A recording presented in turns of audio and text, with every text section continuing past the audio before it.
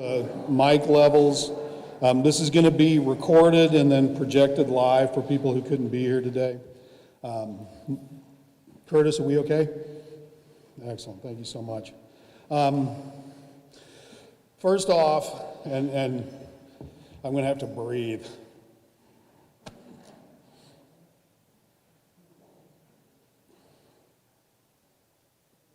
Thank you all for coming today.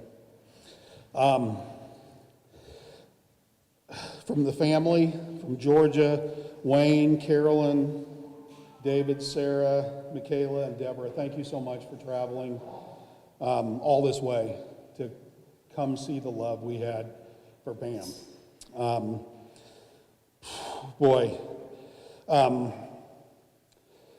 This couldn't have happened without the work of the faculty and staff at UTPB. And so real quickly, I'd like to thank Megan Little. Right, if you guys could just raise your hand so people can see you, and then kind of maybe hold your applause until the end. Miss Jordan Bill, right? Yvonne Drinkard, where's my Yvonne? Brett Mickelmurray, Emily Muscroft, Mariana Esete, John Rogers, Delma Lay, Regan Buckaloo, Dr. Raj, Mario Curan, Daniel Ramirez, and then Maria Prado Reyes, and then Curtis Rogers. All of these people helped to put this together in what was a very short time frame, so please let them know how much we appreciate their work.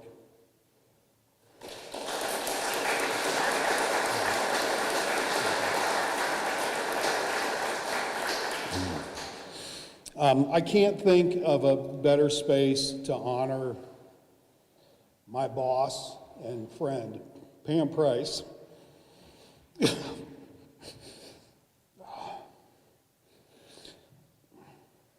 And then in this space. And as we talk today, hopefully I'll be much better with my emotions. You'll come to find out that we're physically in a dream that was Pam's dream, okay? And so there are students here and there are friends here, and we're gonna honor you the best we can by giving you a chance. You're kind of coming from some Quakerish roots. You know, people are called and moved by spirits to speak. And so we'll get to a point in the program where we'll give you guys a chance, if you're so moved, to tell stories. But please allow me, silence your cell phones, right, please, real quick. I know that's a challenge.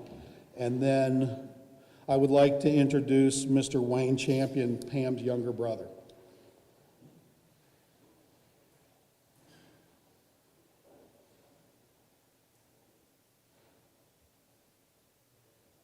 Thank you, Chris.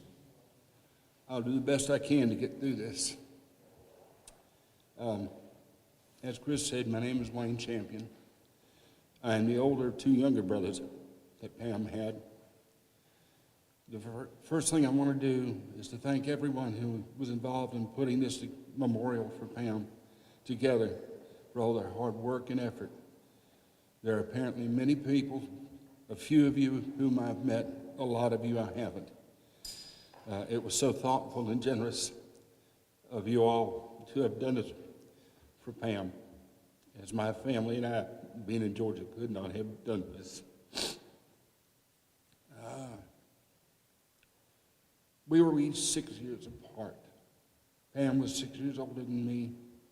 I was 6 years older than Steve. Pam was born in San Francisco. I was born in Michigan City, Indiana, and Steve was born in Atlanta. We grew up in a different time from now. In Atlanta, we lived in the subdivision and suburbs. I was in elementary school and Pam had started high school. That was the one common element of our growing up together, was high school, as we all three went to the same one. But we all attended different elementary schools, and we all chose to go to different colleges. I remember how much Pam liked her high school art teacher and how my parents encouraged her, particularly our mom. During this time, our family would go to 2-week Florida summer vacations. The second week, we'd stay at a beach cottage near Tampa, St. Pete. The cottage was rustic and small, with 2 bedrooms, 1 bathroom, no air conditioning, no TV. It may have been rustic, but we had a great time at the beach. We swam and fished and played cards. Pam especially loved canasta, which we would play for hours, and she loved to win. That may be where her love of playing bridge came from. After high school, Pam went to Georgia State, now Georgia State University, where she graduated with a degree in art. The one constant at that time was that Pam would bring home a new print, a painting, and our father would look at it and ask, could she not just for once draw or paint a tree that looked like a tree? She, of course, could and did. I thought one of the best pieces she ever did was one of an orange tiger for my father. He was a Clemson grad, and that was one of the pieces he cherished until he passed. After graduating from Georgia State, Pam moved on to the University of Georgia to pursue her master's in fine arts. It was here where Pam met Rod Price. He would later become her husband. Shortly after they got married, they were gone to the West Coast in Washington State, where Rod was working on his law degree. We have several watercolors, snowscapes, that Pam painted during that time that hang in our house, along with quite a few other pieces. After about a year, they left the state of Washington and came to Texas and Texas Tech, where Rod finished his law degree. Pam was, of course, working during this time, but I'm not exactly sure when she started working for the University of Texas at Permian Basin. I know that they lived in Odessa, and Pam worked at the university, and Rod was a lawyer. Pam came home to Atlanta a lot of times for Christmas while Mom and Dad were alive. Mom and Dad would go out to Odessa every year or so to visit. Once Mom and Dad passed, Pam did not come back much east. My wife and I raised 3 kids, which made it difficult to travel to Texas. So we never made the trip to Odessa until 4 years ago, when we drove cross-country from L.A. to Atlanta and came through Odessa to see Pam. We made the drive specifically to see Pam.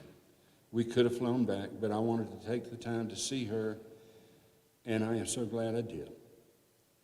I do not know if the visit triggered our calling each other more often, but we started to talk once a week or more. It was not like we didn't talk before. It was just seemed to mean much more.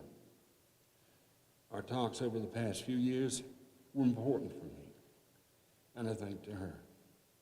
Although Pam had lived out here in Texas and we only talked by phone, lately the connection was especially important to me, particularly after the death of our younger brother. She was the only one left to talk to. Mom, Dad, Steve were gone. Now Pam joined them. Pam requested that she and Rod be interred at Texas State Veterans Cemetery in Abilene, which will be done. They will be interred there. My mother and dad are interred at Andersonville National Cemetery in Anderson, Georgia. And our brother is buried in a small church cemetery in South Georgia. I went to church the day Pam died. I put her name in the book of prayers for the deceased. And I went to the little chapel that we have in the church and lit a candle for Pam and one for her brother. Then I went and sat in the church and prayed. I've been going to church ever since I can remember. And all I can hope for is that they are all safe and in a better place. I guess my niece put it best when she asked Pam to give her dad, Steve, our little brother, a big hug. Thank you.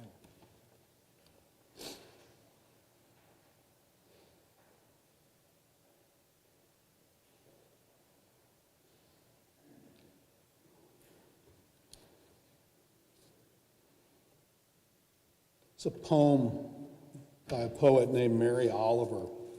Some of you have been with me the last couple of days, and we've heard Mary Oliver's words at other memorials. This poem is called A Summer's Day. Who made the world? Who made the swan and the black bear? Who made the grasshopper? This grasshopper, I mean, the one who has flung herself out of the grass and the one who is eating sugar out of my hand, who is moving her jaws back and forth instead of up and down, who is gazing around with her enormous and complicated eyes. She now lifts her pale forearms and thoroughly washes her face. Now she snaps her wings open and floats away. I don't know exactly what a prayer is. I don't know how to pay attention, how to fall down into the grass, how to kneel in the grass, how to be idle and blessed, how to stroll through the fields, which is what I've been doing all day. Tell me, what else should I have done? Doesn't everything die at last and too soon? Tell me, what is it you plan to do with your one wild and precious life? We've been watching a photographic showcase by one of Pam's former students, Kate Mahoney, who couldn't be with us today. So at this point, I would call for reflections from the audience. Anyone who is so moved, please come to the podium.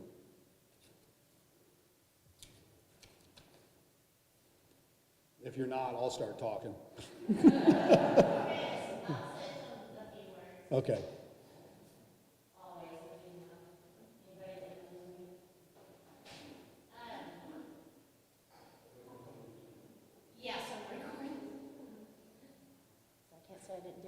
So my name is Cindy Buckle, and I was a student at UTPB back in 2000 through 2004. In fact, Dave Poindexter was one of my teachers. Chris Stanley put up with me barely. And Pam was basically my ship. I went through a divorce and went back home to mom with a 10-year-old daughter, and it was interesting. So I was classified as a displaced housewife. So the good news is I got lots of money to go to school. So I divided my time between Odessa College and UTPB and fell in love with art.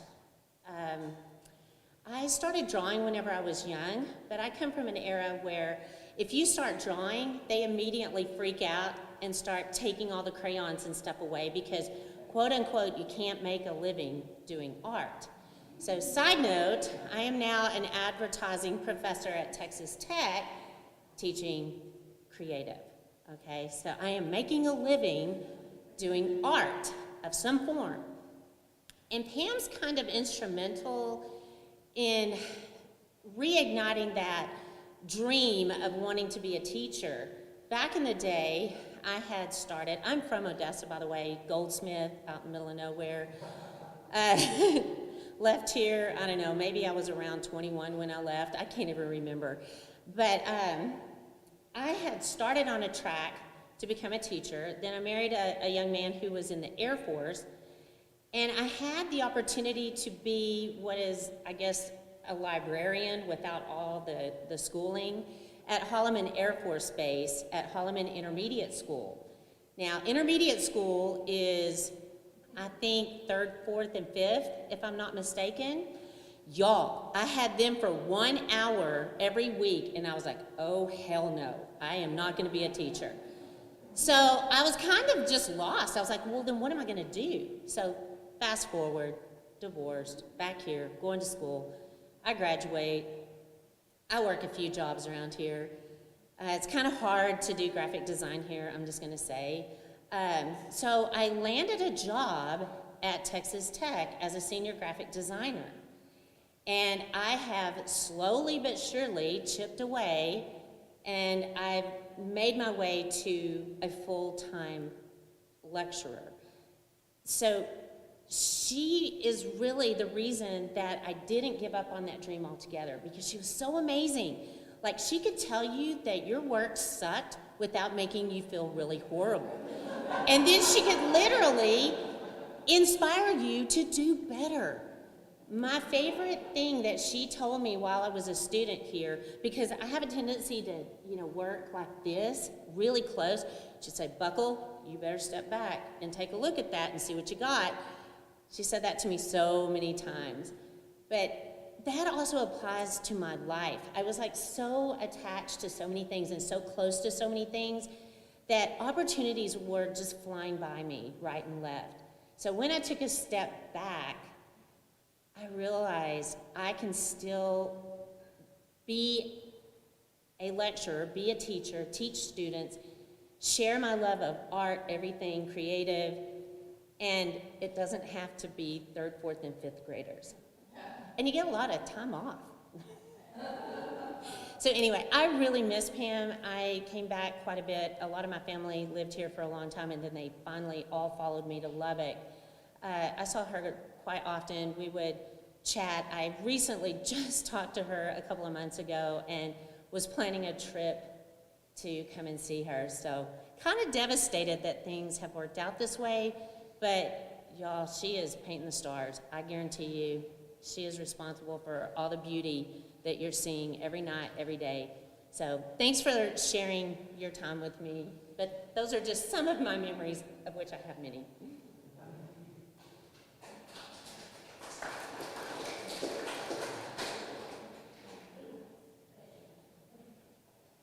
Well, first of all, I'm not an artist. I have one. I met Pam while my wife was going to school here. My first introduction is I was walking down the hallway in the other building over there, and she was telling the class, I'm going to tell you what to do with your tush. I parked in the doorway. This I've got to see. She immediately ran me off, as you know, she can be blunt. What do you want? I want to know what this is about. Bye. But I've known her for many years. 15 years ago, 16 years ago, we started the Vates art contest in this community. Pam was there every year as a juror. I've known her all that time. She gave of herself on the job and out in the public.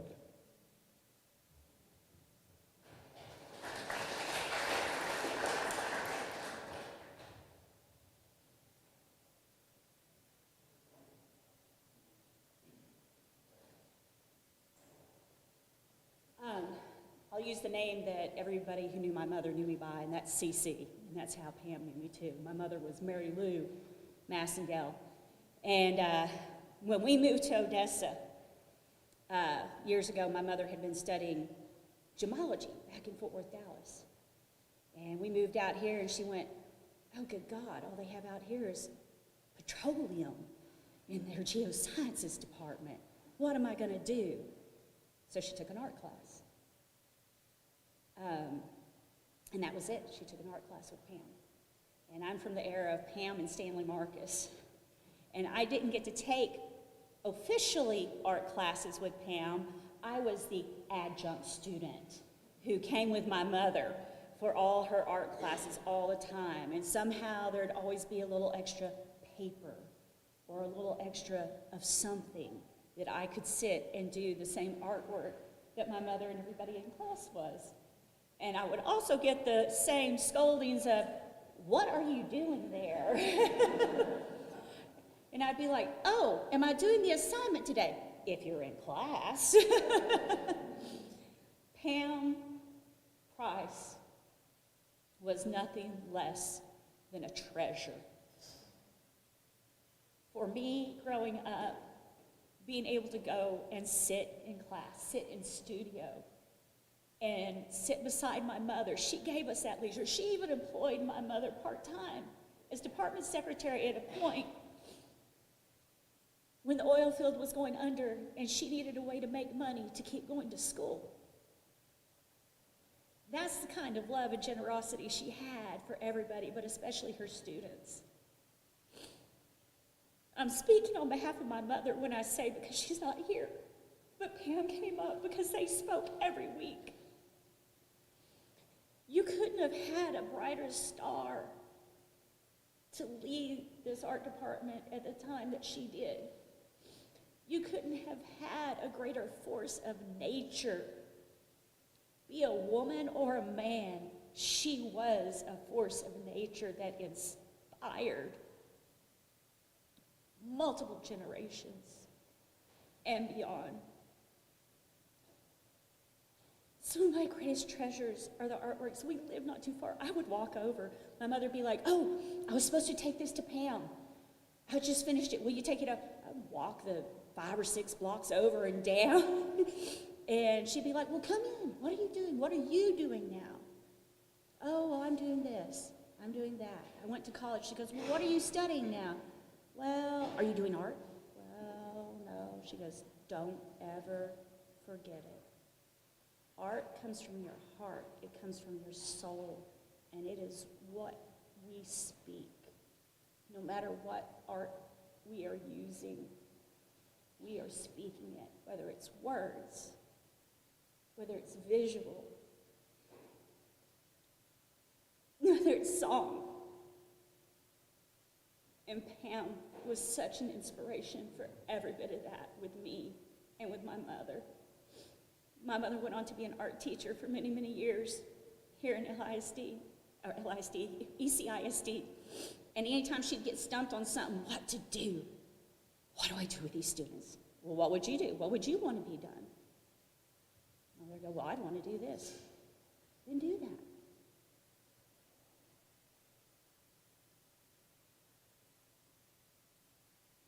I just want to say thank you for letting her come out to Texas and stay with us. Thank you for the prize in life. And thank you, Pam, for everything you've given us.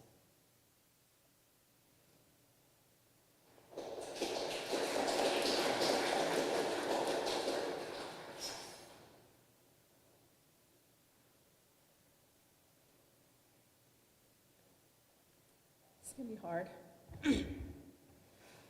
I met Pam in 94, graduated high school in 95, and came to school here on campus 2001. I was married, I had my first child, and I thought, I'll come back and finish 6 months a year.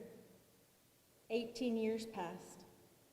And during that time, oh, I forgot to mention, she was my neighbor. She lived down the street from me. So every so often, you know, I would either walking or driving by, I'd run into her walking in her home, and how are you? You know, she'd mention school. She'd always mention school. She'd ask for my children. And I subbed in the district. I loved art. I've always loved art. But the one thing that I'll never forget was the encouragement. After 19 years, I decided to come back. And I graduated in December with my bachelor's in art. I'm teaching and doing what I love. I absolutely love my job because of Pam. And the night that I graduated, Chris texted us a group message between him, me, and Pam, and it was a picture of myself walking the stage. She was so proud. And recently, I just spoke to her a couple of months ago.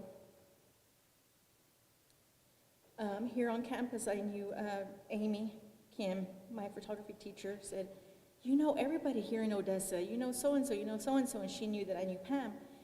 I would love to meet her, so we were supposed to have lunch this summer. And I spoke to her just a couple of months ago,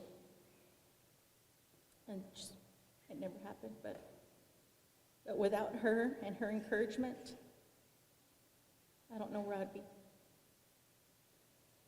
Thank you.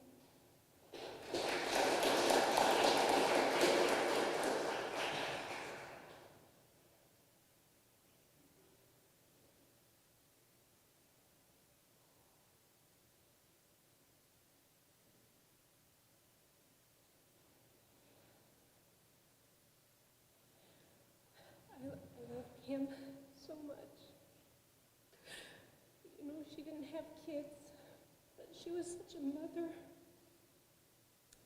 to all of us. When I first met her,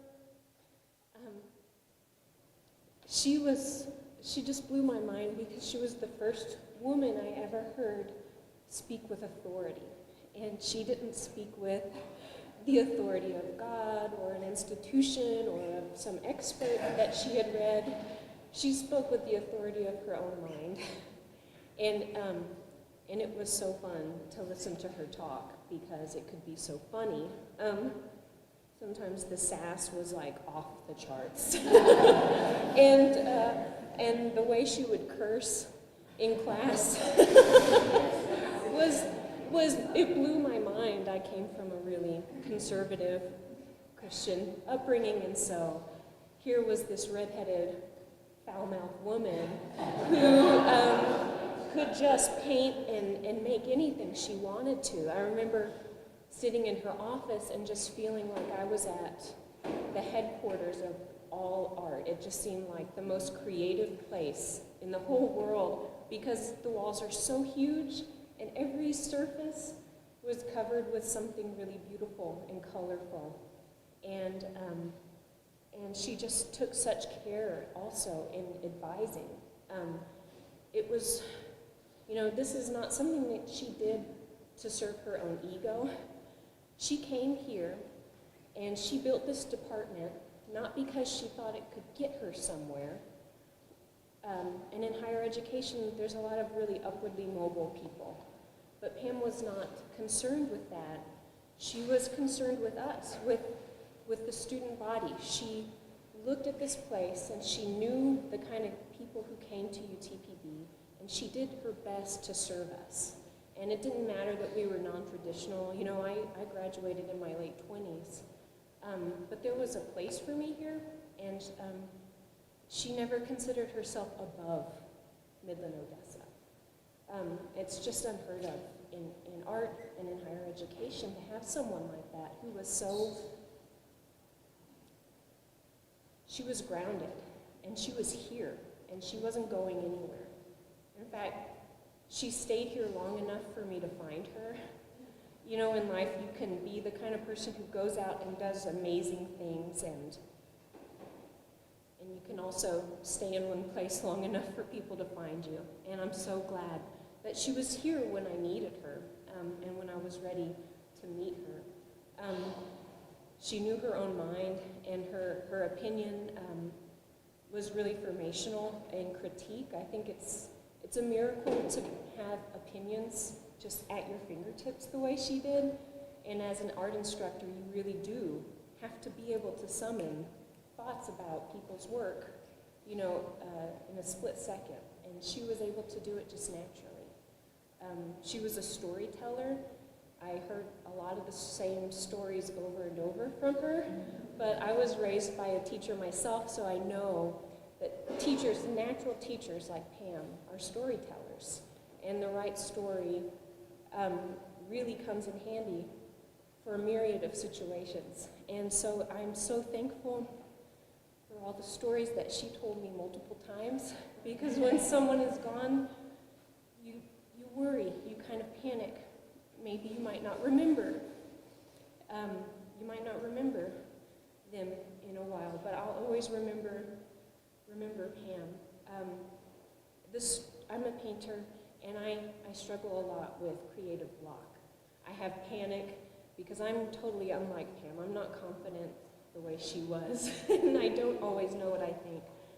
But the story that she told me always helps me, and it's the story of how she learned that she was a storyteller. So it's kind of meta. I don't know if I'm using that term right, but basically the story goes, her friend Future Akins, who's an artist who worked at Texas Tech for many years, was organizing a show, and she was including narrative work by artists who told stories. And she wanted to include Pam's work, and Pam told her, well, I'm really flattered by that, but I'm not a storyteller.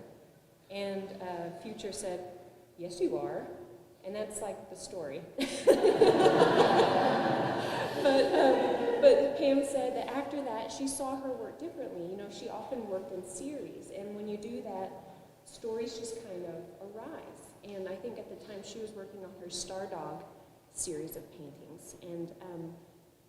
that helps me so much because in my own life, and Pam, I didn't get a chance to tell you this, but when I don't know what to paint, I remember that story because, you know, your job as an artist isn't necessarily to be some like wizened sage or some intellectual who's done a ton of research on something. You can be a storyteller. You can just describe the world as you see it. And so that's what I've started to do because of Pam. So anyway, I just wanted to say that. And one other thing about Pam is that she enjoyed life. And her pursuits professionally were very serious, and she had such an attention to detail, just the fact that we're standing in this building. I mean, she thought through every aspect of this place. But in her art, you can see her forgetting detail. She doesn't give a shit. She is having fun. And the fact that she could hold both of those characteristics could be held in one person is really amazing. And she's just such an amazing person, and she changed my life. So thank you, Pam, and I love you.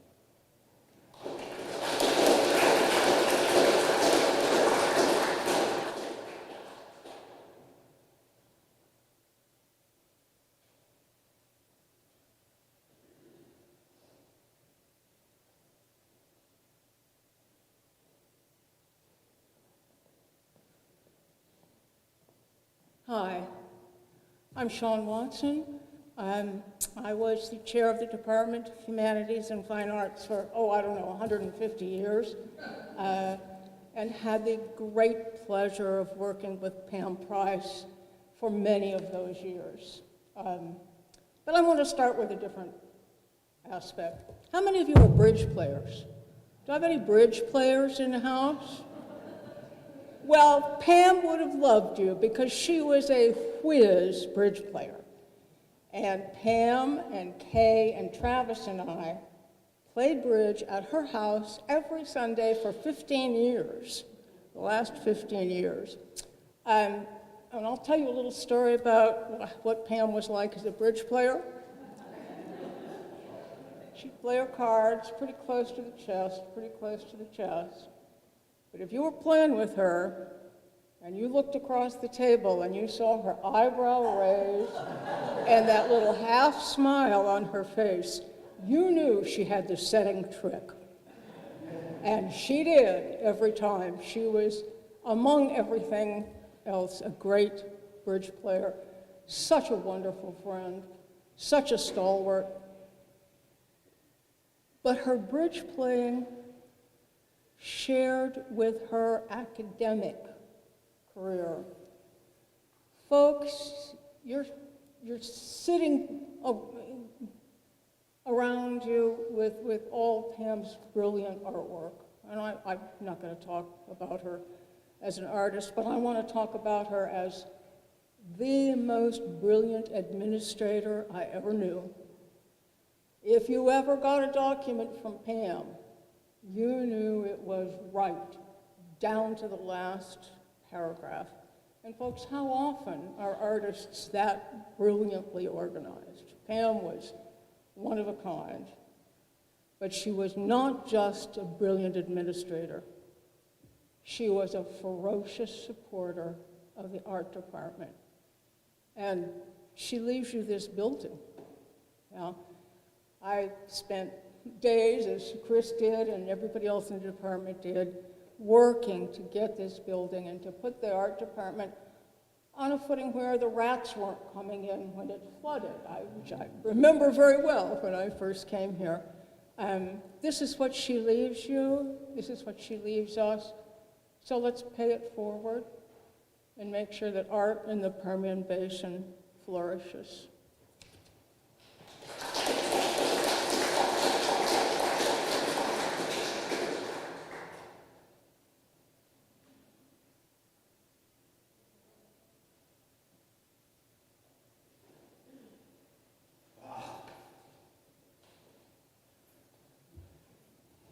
Thank you all so much. Did you want to speak? Yes, I'm sorry.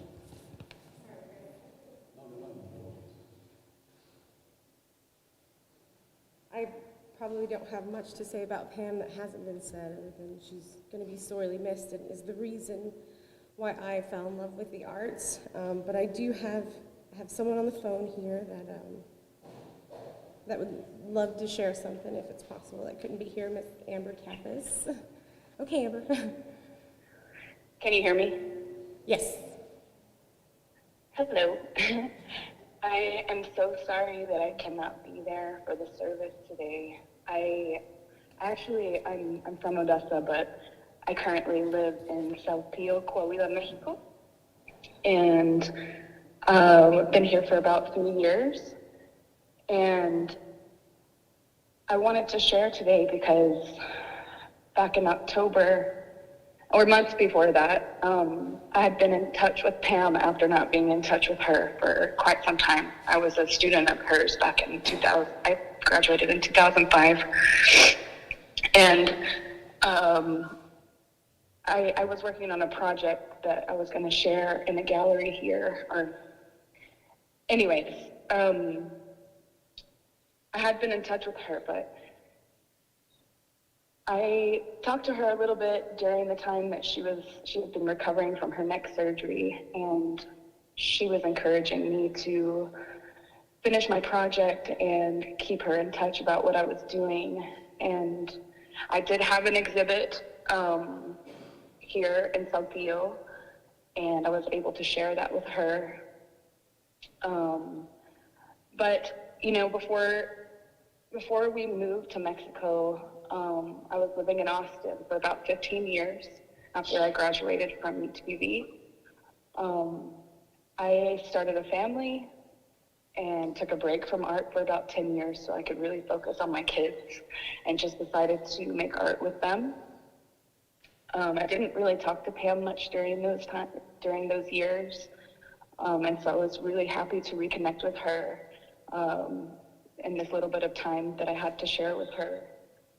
I just have to go back for like a second. When I was in school, I had never studied art before, but when I saw the art department at UTV, I decided to change from a psychology degree to art because I was just completely blown away by the facility. And when I met Pam, I just heard Kathy's speech, and she really summed her up. She was amazing and kind of intimidating. I'll never forget sitting down to my first still life that I had ever drawn in my entire life with a pencil and a piece of 8x10 white piece of paper. And it was horrible. It was so bad. I was so scared, and I didn't know what I was doing.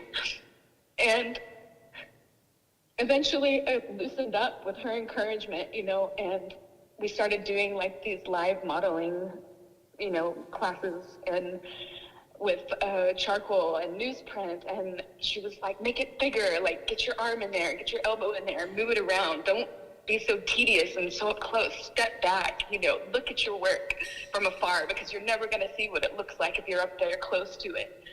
And then I discovered that in her class, I had a really good likeness. I could capture likeness for people, live models, and so for the rest of the time that I studied in school, with her encouragement always, was able to do portrait work, and I still do that. And I actually just finished a residency here in Saltillo with the help of a friend who's a curator in the community here. And I actually got to have people come and sit for me. And it was the first time that in 15 years since I've studied that I actually got to draw people from life. And it was only a 2-week residency because my kids are on vacation. I have a dog. I can't take my caravan with me for months at a time for something like that. But I have a home studio. I'm working in my home studio, and I am working on those portraits. And I actually dedicated the residency to Pam because she passed away, and I hadn't even gotten to tell her about it, and when I draw, I think about her every single time. She's in every stroke. She's in every step backwards that I make so that I'm checking my work. And she changed my life too. And everybody knows about her here in this community here in Mexico. And all I can say is that even before she passed away, she was right there by my side, encouraging me to keep going, even though it had been 10 years. I'll never forget her. She'll stay with me for the rest of my life. Thank you so much. Thanks, Angie.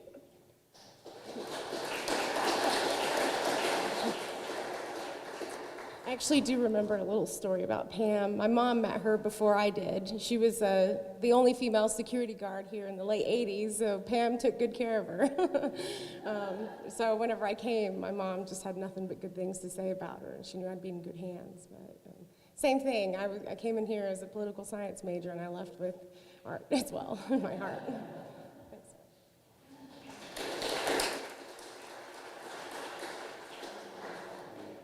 Amber Kappas was too humble to tell you this, but Miss Kappas was a student of Pam's whose work was actually accepted into the National Portrait Gallery in Washington, D.C. as an undergraduate.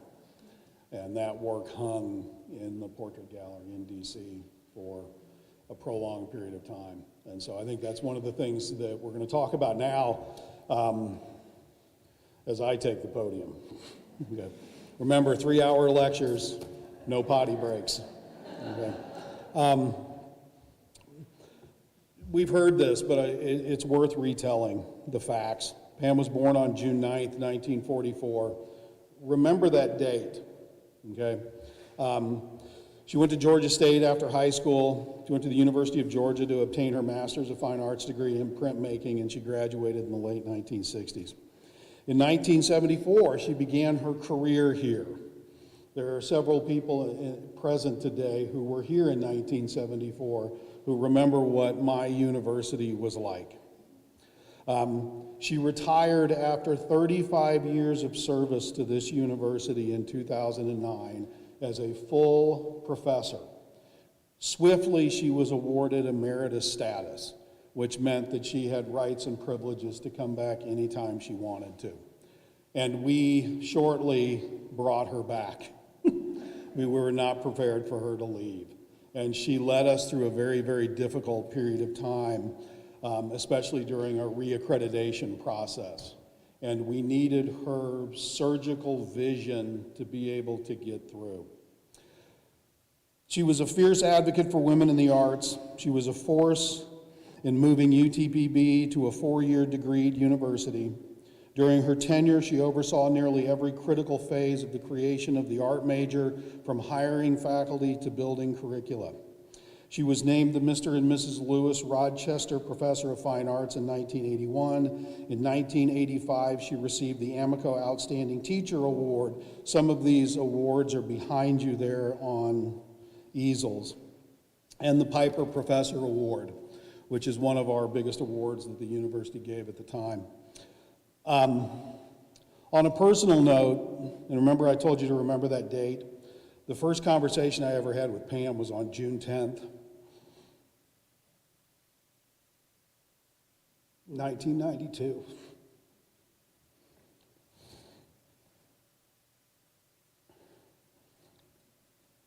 The day after her birthday was my birthday.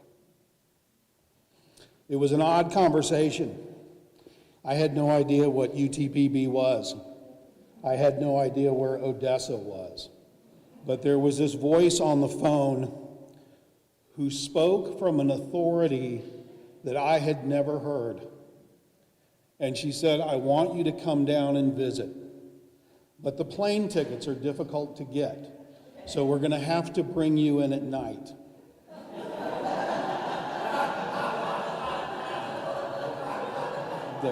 Some of you all know exactly what I'm talking about.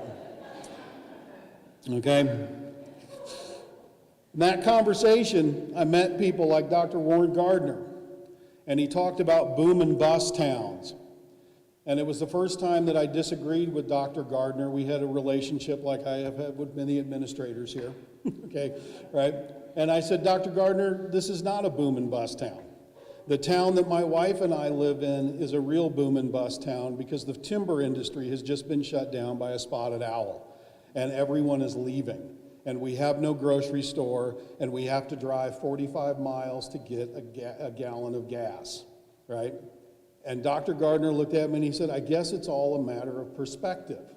And I said, you put me at a Holiday Inn out on the highway, but I love to walk. And so I walked to Albertsons, which at the time was open 24 hours a day. And I said, Dr. Gardner, in your town, you can buy a pocket watch at midnight. In my town, I have to walk hours to just go to the grocery store. Your town didn't go bust. Pam promised me that she had a vision for this program. I had 2 job offers the first fall I was here to go back to Washington State. My wife and I did not leave because we believed in Professor Price. By June 21st of that year, 1992, I had a job. That was Father's Day. I thanked Pam. I said, what a nice Father's Day gift. And she said, are you a father? And I said, well, not yet. But I know now that I have a job, I might be, right? It's very rare that you can point to one person in your life and say, everything good started with that one phone call. She didn't have to make it. I know everybody that applied for the job. They still remind me that I was the lucky one who got it. Most of the people that applied for this job have since retired. Every day I'm thankful for that phone call. From the minute the ink was dry on the contract, Pam made me go to work. Okay? Right? I love Pam. Jimmy Tillotson is here, right? She was the mother we never had, right? And sometimes never wanted. Okay? Right? If I wasn't up at school by 7:30 in the morning, I was going to get a phone call from Mama Pam, right? And she was going to know why we weren't working, because we had an art curriculum, an art building to design, right? There was a mission. Pam had a mission. And if you weren't part of that mission, you weren't part of that plan, right? And she would loop everybody into it, okay? So real briefly, and I don't want to make people stand because we're all much older than we were back then, but if you were a student of Pam Price's, could you just raise your hand so everybody here could see, please? Please turn around, the family, so that you can see, right? The impact, people, is formidable. A hurdle that most of us will never be able to jump, a high bar that might be unattainable by mere mortals. Our mission was to build the best art program we could. Pam gave me 3 months.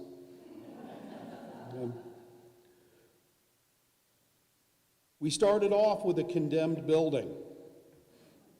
Dr. Watson mentioned the rats.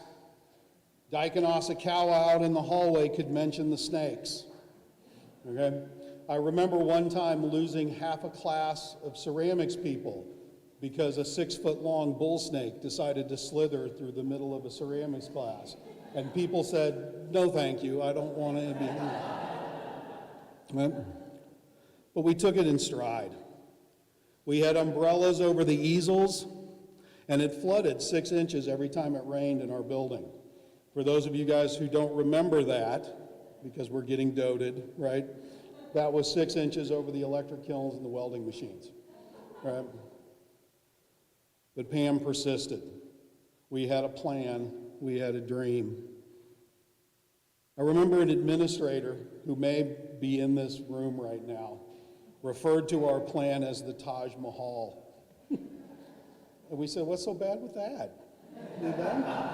What's so bad with that, right? Our students deserve it. One day we were walking through the building with another administrator. We had umbrellas over the easels. Somebody said, well, it doesn't rain much. Right.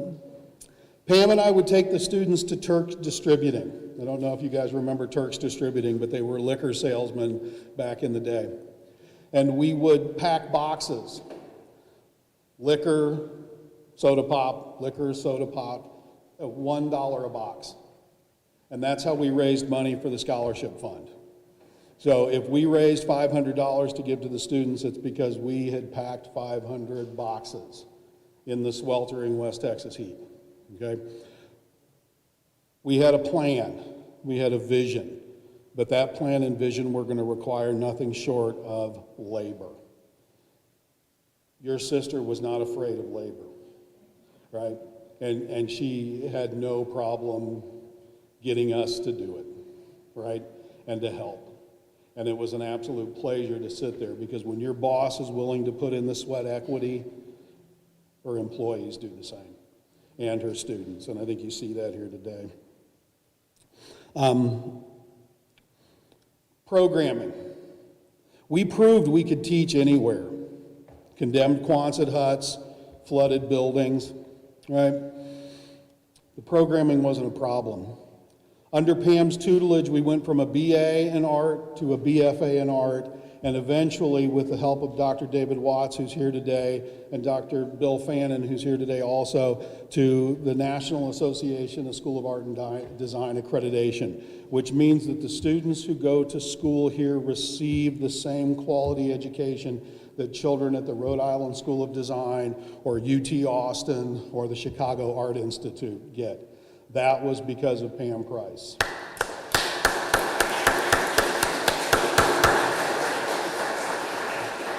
We proved we had the programming, and we proved we had the talent, okay? Facilities were another issue, right? That's millions and millions of dollars. But people had faith in the program. Dr. Watson, who was our department chair at the time, the administration at the time, knew that if we could get a foothold, that the program would grow. Our boss at the time, Dr. Sorber, God rest his soul, who this building is named after, right, would remind us it wasn't a new building, it was a replacement building. Okay, right? Okay, and so this building became the first new replacement building on the campus after the Mesa building. The fortitude of Pam to build her Taj Mahal, right? And professors like David Poindexter, Beckwith Thompson, Steve Goff, Daikin Asakawa, I'm looking out into the audience, am I missing anyone? Have gotten the pleasure to teach in this building. Elaine Karakoff, there you are, right? Right? Our first art historian, right? Got the pleasure of teaching in this building, something that we never thought possible, right? To have an excellent space for excellent students. The program was 2 at best, then we became 3 with Elaine, right? 3 full-time faculty, and over time we've gone to 3 to 4, and now to 5 full-time faculty to teach our students. We've had students get accepted to the Rhode Island School of Design for graduate school. We've had students that have received $50,000 checks from schools because our students are in demand. They are quality. Facilities and programming, but foundation. And that's what Pam Price gave us. She has left us in such a better position than when she came. She has given us the firm foundation on which to grow. The current faculty, Amy Kim, Nancy Hart, Mario Curan, Dr. Alyssa Adams, and myself, and of course Yvonne Drinkard, right? Please raise your hand so they know who you are, our fearless leader. And then Brett Mickelmurray, please raise your hand, right? Profoundly thank you for your love and support today coming, right?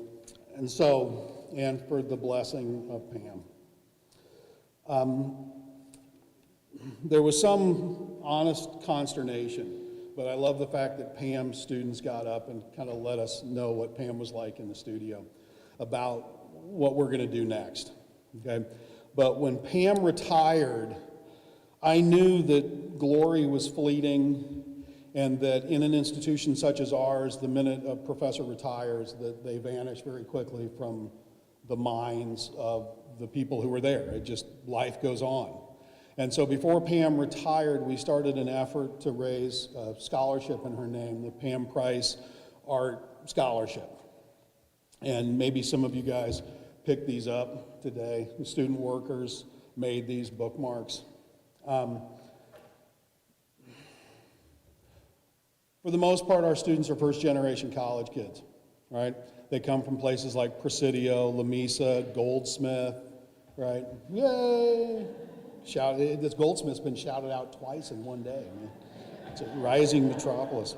In your program, if you have a copy of it, you can see the students that have benefited since 2011 from the Pam Price Endowed Scholarship. Many of those students' works are displayed out in the atrium here today. We were able to put a little pop-up show together to honor Pam with the students who have received her support after she retired. And for those of you who received support while she was your teacher, for me, the legacy was to keep the gift going in perpetuity, okay? And so I make uncomfortable phone calls sometimes, right? And I can be a bit obnoxious when I have a bone in between my teeth about my beloved Pam, right? So I want to show you something, and it's without cause or effort, right? Because this came freely, okay? Take it for what it is. But in Pam's will, the estate, and we raised $20,000 in Pam, and just so the family knows, those were easy phone calls to make. You know, bang, yes, we got it. But in Pam's own estate, she left us $10,000 for her scholarship. And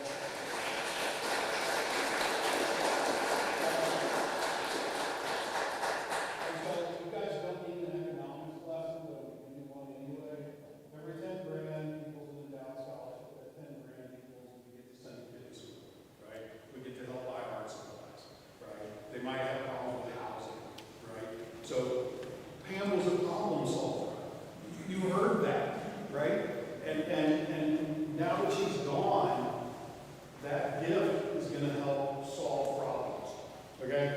And there's somebody in this room, and you guys, you know, I am me, right? But there's somebody in this room who wants to remain anonymous, right?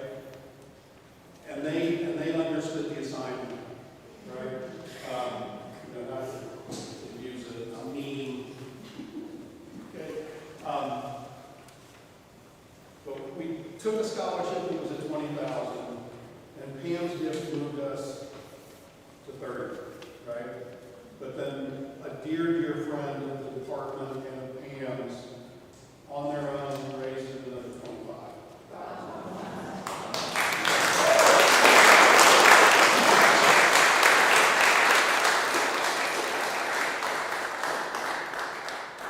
You don't want to know how hard it is to get those big checks. And God bless the little student workers, because I love them dearly. They didn't know what checks were. I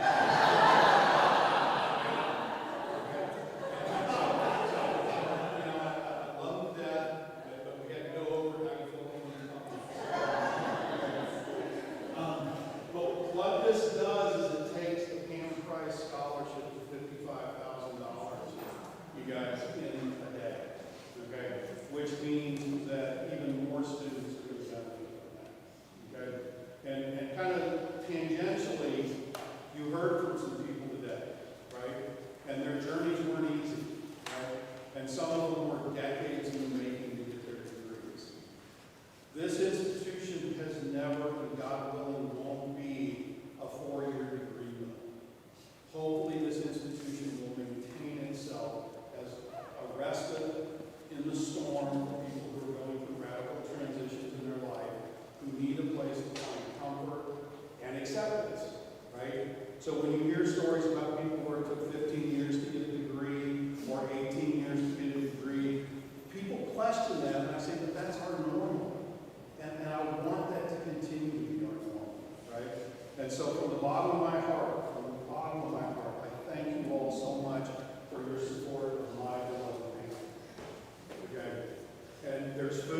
whatever it is, please stay, please talk, please share, right?